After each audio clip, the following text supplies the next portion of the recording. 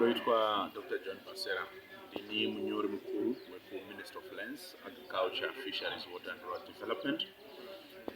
Nhasi tiri pano pachiitiko, vanoti chicha chiri murutsoka, tiri pano pachiitiko cheNational Bull Cell. Patiri kuona nekuzopupura zviri kuitika pano, mabhuru kana kuti genetics. Mabhuru ane uteshe hwegenetics muno muZimbabwe achitengesiwa on an auction platform. So zviitiko zvakadai zvinotibatsira, zvinopromota nyaya tiri kuvavarira zvakanyanyisa sehurumende ye-improvement ye-our national breed, improvement ye-genetics ye-national head yedu. Izvo zvinotibatsira kuti tiite mombe muno muZimbabwe, tiite mhuka dzine munhu wakakura. Mhuka dzine munhu wakakura ndo dzinowanisa value yakanyanyisa kune varimi vedu, vangava varimi ma-smallholder farmers, vangava varimi ma-commercial farmers, ma-A1, ma-A2 farmers, zvinotibatsira. So pano tiri kuona the implementation, in fact the religious implementation the livestock recovery and growth plan.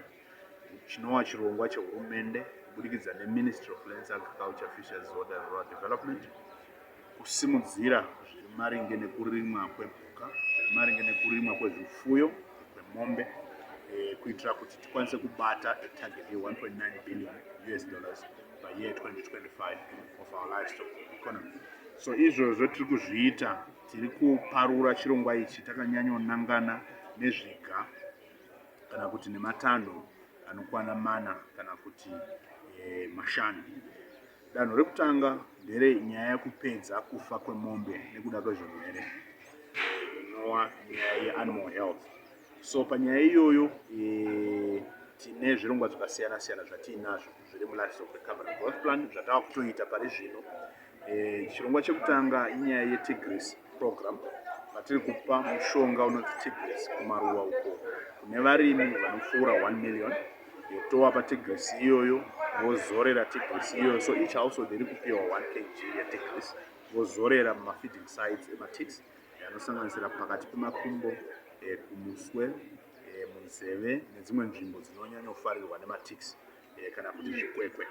So zvadaro mombe iyoyo inenge yachengetedzeka for 3 weeks kusvika pa4 weeks chaipo. So it's a stopgap measure. Asi tichinyanyotarisa zvekuenda mberi nemhaka yekuti kuti tikwanise kukunda dambudziko regeneral disease and other tick-borne related diseases, tinofanira kudhibhisa mombe, and tiri kukurudzira varimi kuti endai munodhibhise mombe dzenyu. Irresponsibility ijana remurimi kuti aende kunodhibhisa mombe dzake, asi hurumende nekoko ichibatsirawo kuona kuti infrastructure, ma-dipping chemicals, madhibha akagadzirika zvakanaka here, ane mvura here, uye zvaari kuiswa mishonga here. Ndo basa rehurumende, tichifudzana tichibatsirana nevarimisi vedu kumaruwa kwatigere. Asi responsibility yemurimi kuti ameke sure aone kuti mhuka yake, chipfuwo chake chaenda padhibha, musi wekudhibha kuti chinodhibhwe, tichiteedzera mutemo we544 dipping regime. So hurumende iri kuuya nechirongwa chekugadzirisa nekugadzirudza madhibha nemhaka yekuti tine 4,000 madhibha muno muZimbabwe, 2,900 ndiwo ari kushanda pari zvino, toda kuti mamwe 1,000 aya anga akushanda patinosvika mugore ra2023. Izvo zvinotibatsira kuti varimi vafambe nzendo diki pfupi kuenda padhibha kuti vanodhibhise mhuka dzavo. Zvinotibatsira panyaya yeuptake yedipping 544 dipping regime. Tozouyawo zvakare tiri kutarisa nyaya yekuda kuzama kuredusa cost yedhibha, yemushonga wekudhibha muno muZimbabwe. So tine danho ratakatora resemi-import substitution trust sehurumende rekuti hatichaimport mushonga wedhibha, mushonga wakatokwana wakatogadzirwa kudaro. Tangoimpota kamushonga kari mumushonga inonzi active ingredient. Iyo active ingredient ndo yatotora toipa kumaindustry edu emuno muZimbabwe. Takugadzira mamwe mabasa muno muZimbabwe yoitwa toll processed. Izvozvo zvine net effect yekuredusa cost yedhibha by over 52%. So izvozvo tichaona kuti varimi vamwe vanozvitengera dhibha ravo uptake yekuda kudhibhisa mombe inenge yavepo. So ndo zvatiri kuita sehurumende kupedza dambudziko rekufa kwemombe kubudikidza nezvirwere. Kozouyawo mavaccinations atiri kuita kunana FMD nezvimwe zvirwere zvakasiyana siyana.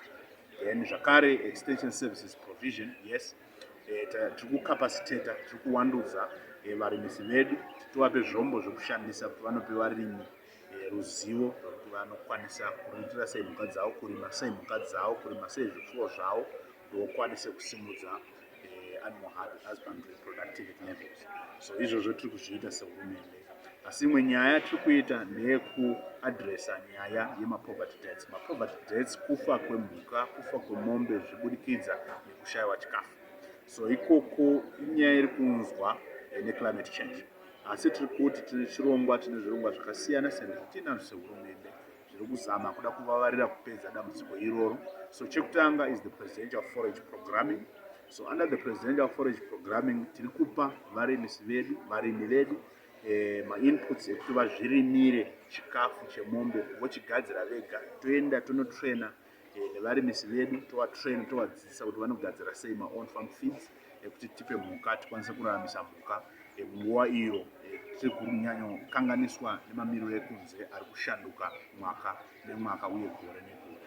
Tozouya zvakare climate change adaptation, especially pamaringe nekuti todi toadopta sei yatinoti small stock, zvipfuyo zvidiki zvinosanganisira anambudzi zviri climate smart, zviri adaptable to climate change, zvinosanganisira makwai, zvinosanganisira tsuro nezvimwe zvakadaro, nepoultry zvakare, especially free range, inotibatsira zvamuchose chose to adapt to climate change effects and vulnerabilities.